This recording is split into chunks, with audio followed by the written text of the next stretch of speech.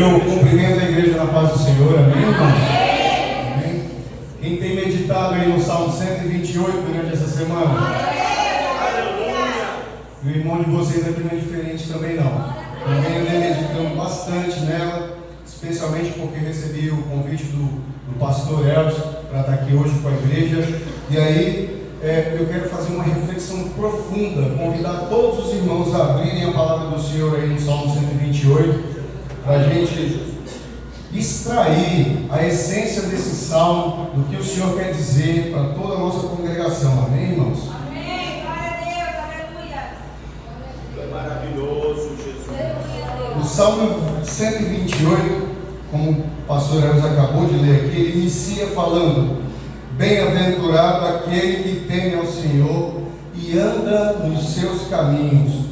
De cara, irmãos, quando eu comecei a ler esse salmo aqui, para a gente preparar a nossa pregação, quando começou, eu já parei só na palavra bem-aventurado.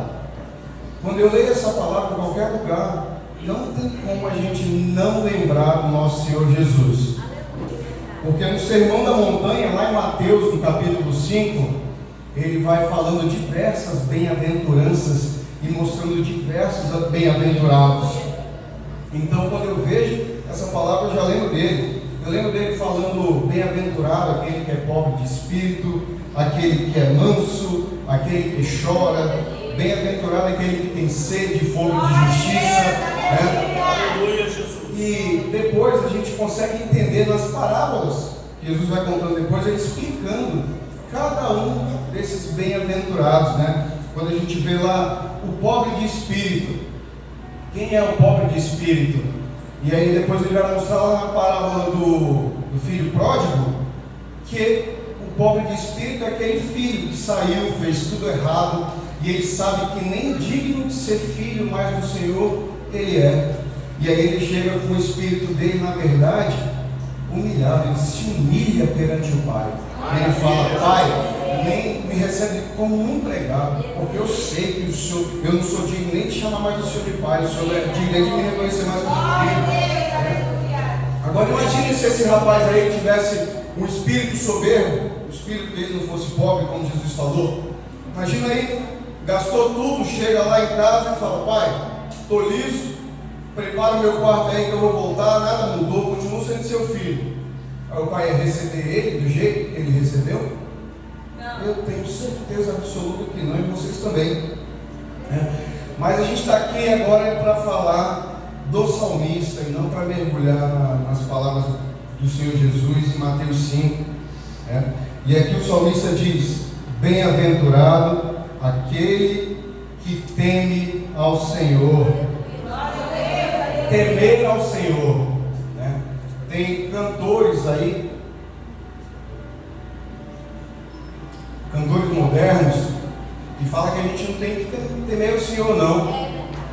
O Senhor é bom, vai temer Ele por quê? Né? E quando eu iniciei a minha jornada na Bíblia, eu tentava entender também, porque eu também pensava desse jeito ignorante. Por que temer alguém que é bom? Por que eu vou temer o nosso Deus poderoso que nos deu a vida? Como é temer? Como temer o que é belo?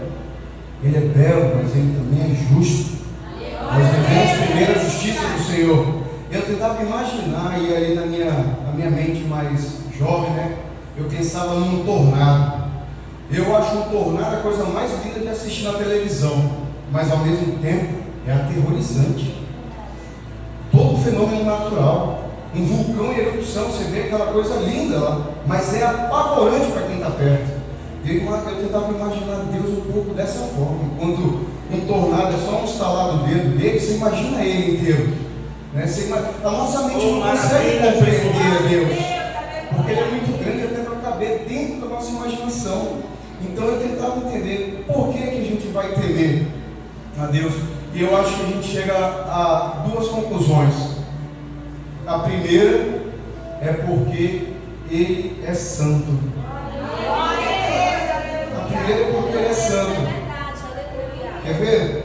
Olha lá em Isaías, no capítulo 6, verso 2, está escrito: os serafins estavam acima dele, cada um tinha 6 asas, com 2 cobriam os seus rostos, com 2 cobriam seus pés e com 2 voavam.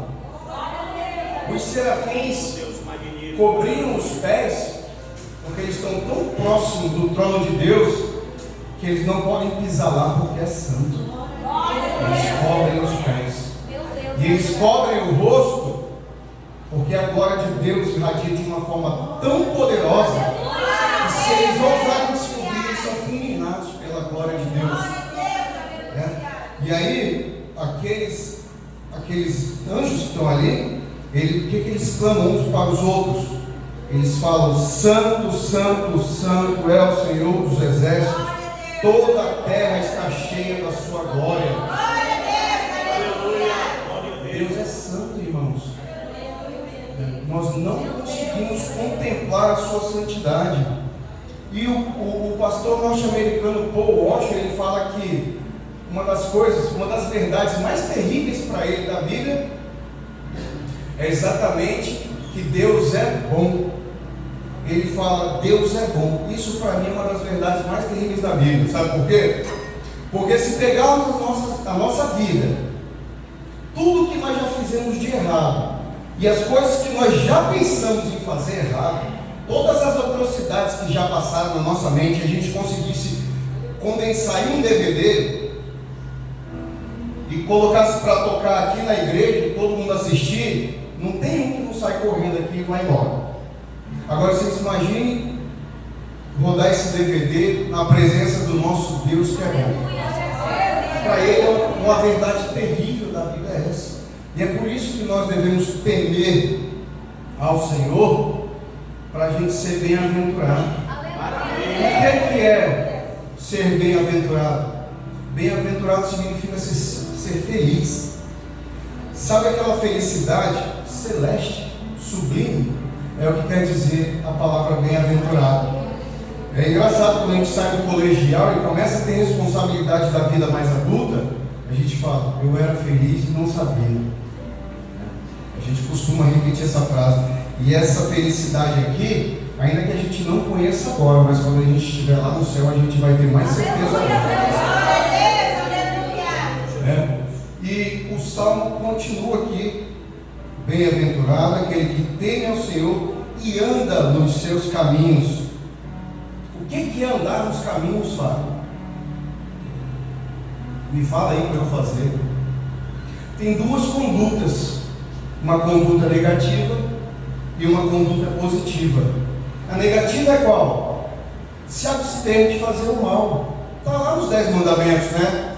Não matarás, não roubarás, não darás falso testemunho, não vai cobiçar o que é dos outros, né? Você vai deixar de fazer o que é mal, já bota você ali no caminho do Senhor e você já começa a passar. Você fazendo isso, você já começa a andar nos caminhos do Senhor. E a conduta positiva, Fábio, a maior de todas: aceitar e confessar Jesus Cristo como Senhor e Salvador da tua vida.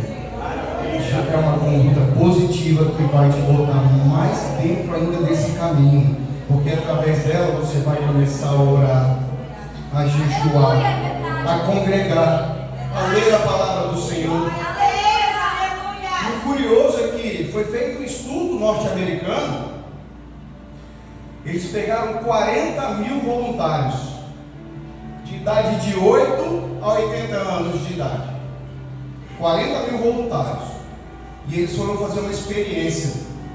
A pessoa que lia a palavra do Senhor uma vez por semana, o resultado era praticamente irrisório. A pessoa que vai no culto no domingo e ouve a palavra ali, lê a palavra uma vez na semana, né? A gente lê ali uma palavra e, enfim, passa a semana toda sem meditar, sem praticar nela, o resultado é irrisório. Para quem lê a palavra 2 vezes, praticamente a mesma coisa. Para quem lê a palavra 3 vezes na semana, é como o coração está parado aqui, morto, ele já desce uma batida. A pessoa já começa a ganhar vida espiritual. E o estudo conclui que quem lê a palavra 4 vezes por semana, o salto não é de 1, 2, 3%, não, o salto é colossal. A mudança que provoca na vida do indivíduo que lê a palavra de Deus e medita nela é gritante. E não era nem o objeto do estudo. Só que foi tão formidável o resultado que eles alcançaram que começaram a divulgar. Quem sofre de solidão, 30% das pessoas deixaram de se sentir sós. 30%. E eu sou prova viva disso, que eu morei só por 3 anos e meio. 3 anos e meio eu morei só. E eu senti essa solidão. E foi exatamente a leitura da palavra de Deus que retirou essa solidão do meu coração. Eu era dependente de um amigo que morava lá em Brasília, o Beto, meu irmão do coração. Mas eu era dependente. Quando eu chegava no final de semana, se o Beto não me convidou para ir na casa dele, eu ficava ali triste. O que eu vou fazer nesse apartamento aqui, sábado e domingo sozinho? Já me dava uma angústia, uma tristeza. Quando eu vinha de férias para Porto Velho, ficava no seio da minha família e voltava para lá, para a solidão de novo, eu ficava 2, 3 dias de cama, deitado mesmo, sem querer fazer nada, triste de estar só. A ponto de pensar em nem vir mais de férias para Porto Velho, para não ter que passar pelo mesmo processo de novo. Né? Mas aí eu iniciei a minha jornada com Deus. Essa solidão sumiu. A minha dependência era do Senhor, não era de outro amigo, de qualquer outra pessoa que eu amasse.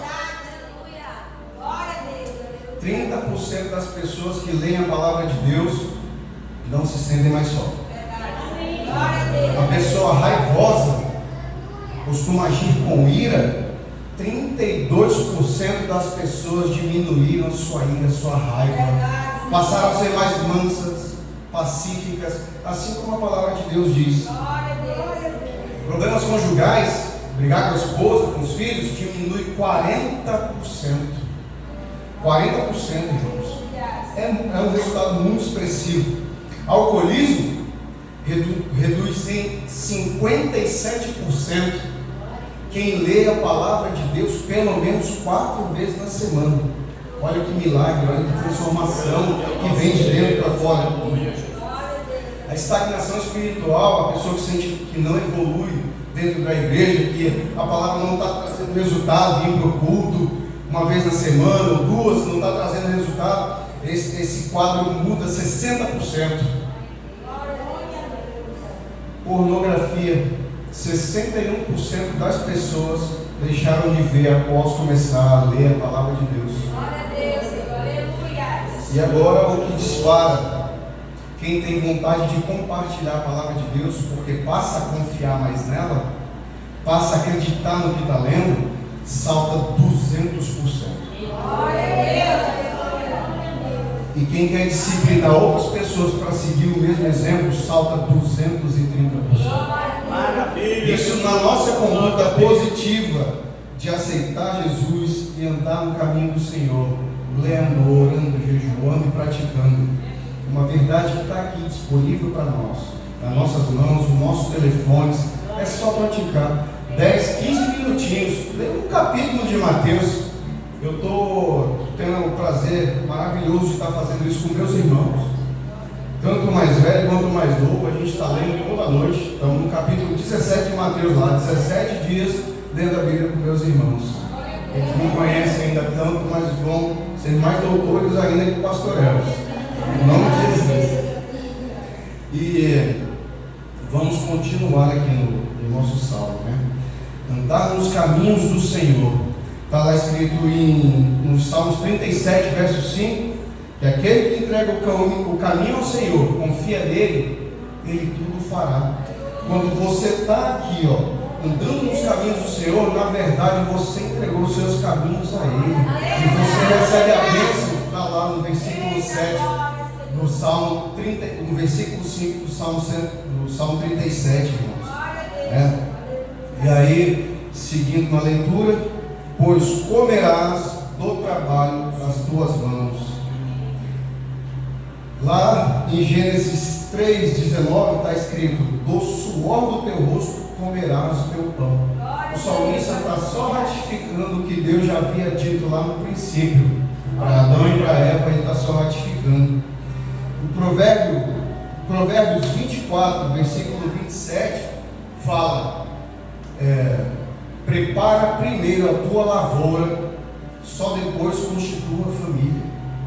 Essa era uma palavra que eu guardava muito no meu coração, porque eu sempre tive vontade de ter família, mas eu queria estar no concurso público que eu sonhava antes, que aí minha lavoura ia estar preparada para eu receber uma esposa e edificar uma família.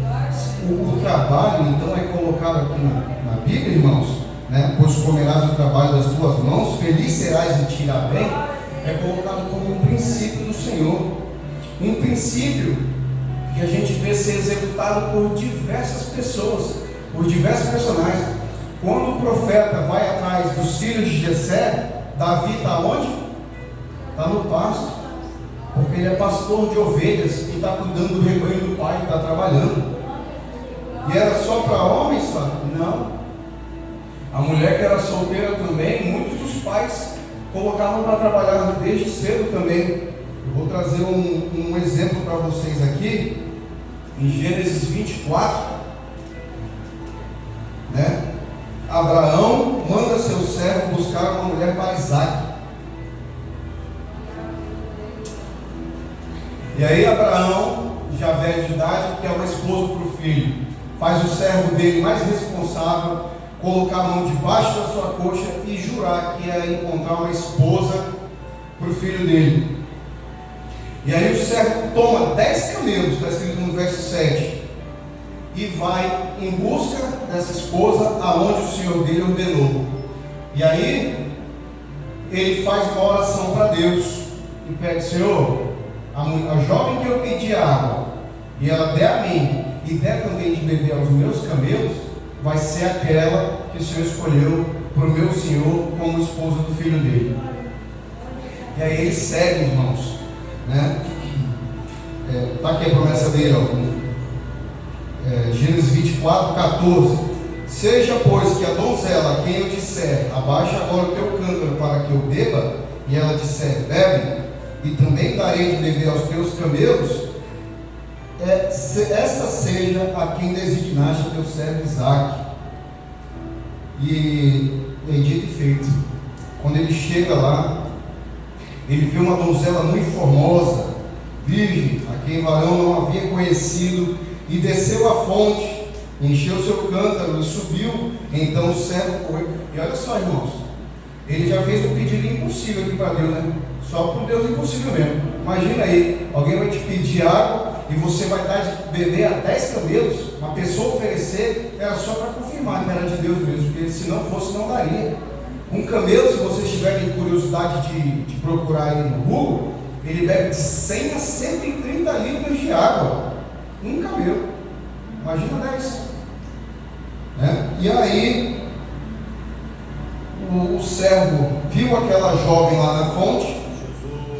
O servo correu ao encontro e disse: ora, deixa-me beber um pouco do teu cântaro. E ela disse: bebe, meu senhor. E apressou-se e abaixou o seu cântaro sobre a sua mão e deu-lhe de beber. Verso 19. E acabando ela de lhe dar de beber, disse: tirarei também água para os teus camelos até que acabem de beber.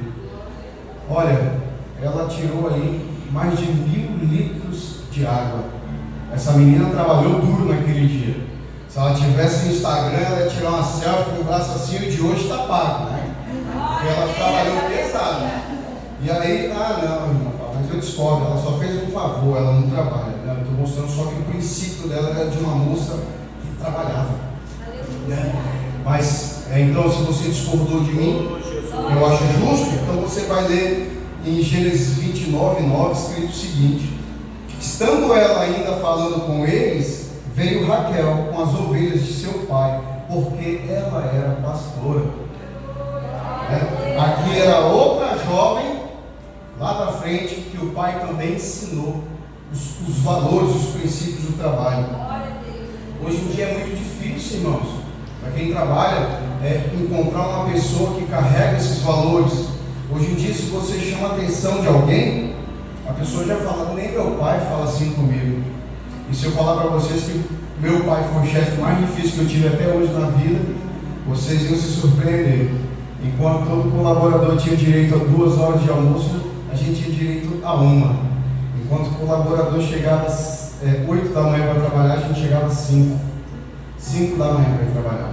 E ele fazia todo dia, varrer, tirar chiclete do chão e deixar tudo certinho para quando todo mundo chegasse não tinha nem trabalho. Enquanto existia um repositor, ele colocava a gente como orelha seca do repositor. Tinha que abrir a caixa e passar os produtos para o repositor. Era isso que ele fez, porque ele falava para minha mãe que ele não ia ter filho vagabundo. Ele queria isso. Ele tinha medo de que acontecesse algum mal com ele e os filhos não soubessem de nada. Então ele sempre instituiu o princípio do trabalho, um princípio que nós temos que vem do nosso Senhor Deus e que a gente tem que passar para a nossa geração. Amém, irmãos? E aí, o salmo continua. Tratou de Deus, o temor ao Senhor, tratou do trabalho, agora vai tratar da família. A tua mulher será como videira frutífera ao lado da tua casa. Videira frutífera. O que Jesus fala para a árvore que não dá fruto? Está seca, que não nasce mais, morre, porque o nosso Senhor ensina que a gente tem que dar fruto. Se você quer ser uma boa esposa, você tem que dar frutos. E eu estou falando frutos aqui, é carinho, amor, compaixão do seu marido, né? Que o seu marido tem que se deleitar na companhia da esposa, em ter prazer na companhia dela, porque aquele que encontra uma esposa achou a benevolência do Senhor, está escrito em Provérbios 18:22. A esposa tem um propósito, ela é como uma videira ao redor da casa, ela edifica, ela cuida, ela edifica lá, ela tem cuidado e zelo para com os filhos. O marido chega em casa e soma com ela, mas não precisa suprir nada. Quando eu recebo qualquer elogio em relação às minhas filhas, eu direciono diretamente à minha esposa, porque eu sei que foi ela lá dentro de casa ensinando cada princípio de educação, de amor e de cuidado para com elas. Eu já recebo em nome da minha esposa e estou orgulhoso do trabalho que ela desempenha na nossa casa. E aí o salmo continua: os teus filhos como plantas de oliveira à roda da tua mesa. O que são os filhos, né? Uma planta de oliveira são brotos fortes, saudáveis, né? São filhos que são educados e cuidados pelos pais e não pelo YouTube e não por uma geração floco de neve que está aí. A gente precisa ter muito cuidado com as telas, irmãos, porque a gente chega num aniversário de qualquer amigo, o pai que não quer ter trabalho com o filho já larga o tablet na mão dele, já larga o celular na mão dele, vai ver vídeo, as crianças nem saem correndo mais hoje para brincar, porque o YouTube está tomando conta do teu filho, enquanto isso lá ele está vendo um monte de coisa que não deve. Um dia minha filha assistindo o YouTube apareceu uma cena daquelas personagens da Disney, a Elsa e a Anna, que são duas irmãs, trocando beijos, até eu proibir ela de usar o YouTube, né? E se você não está interessado em educação dos teus filhos, o diabo está, porque ele quer recrutar, ele quer desviar, ele quer tirar do caminho, né? Filho é o filho que é educado, é o filho que é corrigido. A gente precisa ensinar tudo isso dentro da nossa casa, com responsabilidade, sem negligência. A minha mãe tem uma tia, que essa tia teve filhas que deram muito trabalho para ela ao longo da vida, mas quando essa tia via as filhas dela fazendo mal, ela ignorava. Alguém advertia ela: Deus cuida, Deus cuida. Ela se furtava de corrigir, de disciplinar as filhas, simplesmente você na palavra Deus cuida. Não, o filho é teu, você cuida. Quando você não conseguir mais, uma criança que você educou desde o princípio, o Senhor, eu ensinei tudo para ele, sabe todos os teus caminhos, eu não posso mais fazer nada, agora é com o Senhor. Aí o Senhor vai assumir a sua batalha, igual ele assumiu a batalha de Josafá. Aí você pode confiar nele e entregar, que em tudo ele fará. Igual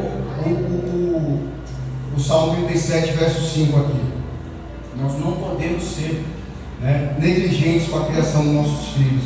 É por isso que o salmista está colocando tudo isso aqui. E aí, no verso 4, eis que assim será abençoado o homem que teme ao Senhor. O salmista está repetindo praticamente o verso 1. O versículo 1 está sendo repetido. Oh, aleluia, Jesus. Na Bíblia, quando ela foi escrita, não existia negrito, itálico, sublinhado. Quando Deus quer que a gente preste atenção em alguma coisa, Ele repete. Ele repete. Você vê lá Jesus falando: em verdade eu vos digo. Jesus não era gago. Ele queria que você prestasse muita atenção no que ele ia dizer. Não sei quantos salmos você já leu, que você leu um versículo todinho, vai ler o outro, mas isso aqui não está escrito lá em cima, é porque Deus quer que você preste muita atenção nisso.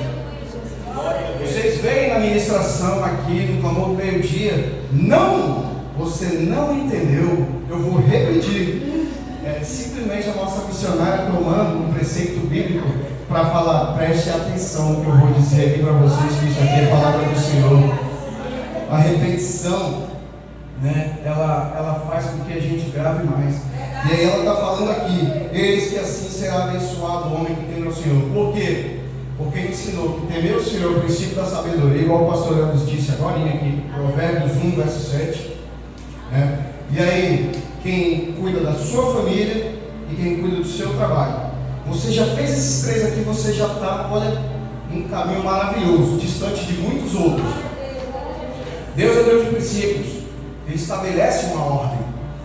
Mas trabalho está aqui em segundo lugar, família em terceiro. Eu falei: não, pode ver lá na criação. Primeiro é ele já existia antes de tudo. Depois ele faz o homem e a mulher, família, depois vem o trabalho. E essa ordem a gente tem que seguir na nossa casa. Primeiro é Deus, segundo é tua esposa ou teu marido, terceiro teus filhos e quarto teu trabalho. Se você inverter qualquer uma dessa ordem aqui, qualquer ponto, você vai ter problema, é inevitável. Se você bota o filho acima da sua esposa, você começa a esfriar o teu relacionamento com a tua mulher. E lá na frente, quando o filho se casa, você não tem mais intimidade com o teu velho, às vezes até se divorcia, porque viveu a independência do filho, e aí vira aquela sogra megera que ataca a nora, que ataca genro, vira aquela pessoa super hiper dependente do filho, que não aceita aquele casamento, porque agora vai envelhecer com o teu velho e tu não tem mais aquela intimidade com ele. Não, você vai chegar em casa e vai cuidar da sua esposa primeiro. A esposa, se você colocar o trabalho acima, ignorar a tua família, eles vão ter desprazer em vocês. E se você botar qualquer um acima de Deus, a idolatria já está tudo errado. E a gente vê essa ordem do Senhor. E aí, no verso 5, está escrito: o Senhor te abençoará desde Sião, e tu verás os bens de Jerusalém em todos os dias da tua vida. Graças a Deus. Aqui, se você é o salmista só desejando, ou melhor, anunciando toda a sorte de bênção que você vai ter, se você seguir esse princípio que ele está colocando aqui. Irmãos, se você está bem com Deus, está bem com a esposa, está bem com os filhos, está bem no trabalho, você só tem problema se você quiser. Não é verdade? Se você está bem em sua estrutura familiar, você só tem problema se você procurar na rua. Se você procurar adulterar, se você procurar fazer o que é errado, aí você tem problema. E é isso que o salmista está só ratificando. Ele está testando ali que você não terá problema. E no verso 6, e verás os filhos de teus filhos, e a paz sobre Israel. Verás o filho dos teus filhos, você vai ser avô. Você, e aí, como diz o pastor Cláudio Duarte, o que é o avô? É um cavalo que o filho amansou o neto montar. Não é isso? O avô, ele deixa o neto fazer coisas que ele jamais deixaria o filho dele fazer. E aí, e assim, aqui o salmista já está bem mais velho, encontrando prazer na vida dos netos, e ele deseja a paz sobre Israel, que é o seu lar, a sua casa, a sua família. O salmista está falando que se você seguir esse preceito de família todinho, está estipulado aqui, esse vai ser o seu final. Você vai cuidar dos teus filhos, da tua família, a tua família vai estar de acordo com o projeto que o Senhor estabeleceu para você. Amém, irmãos? E aí a gente finaliza essa leitura esmiuçada e eu convoco todos os irmãos a orar. Amém? Glória a Deus, Senhor. Aleluia. Bondoso Deus, a tua palavra é soberana, meu Pai. Quantos princípios o Senhor tem nos ensinado para que a gente aplique no nosso dia a dia, meu Pai. Fixe as palavras do teu livro sagrado nas tábuas do nosso coração. Que nós sejamos conforme a tua vontade, Senhor. Nos ensina a andar, a estar cada vez mais nos teus caminhos, meu Pai. Que a nossa família esteja debaixo dos teus desígnios e dos teus propósitos. Faça o nosso filho prosperar. Faça o nosso Pai ter uma velhice maravilhosa. E nos faça, Senhor, filhos conforme a tua boa vontade. Abençoa toda a nossa igreja, meu Pai, a nossa congregação, essa assembleia que seja o único para render culto a Ti e Te louvar e Te adorar, meu Pai, em nome de Jesus. Amém.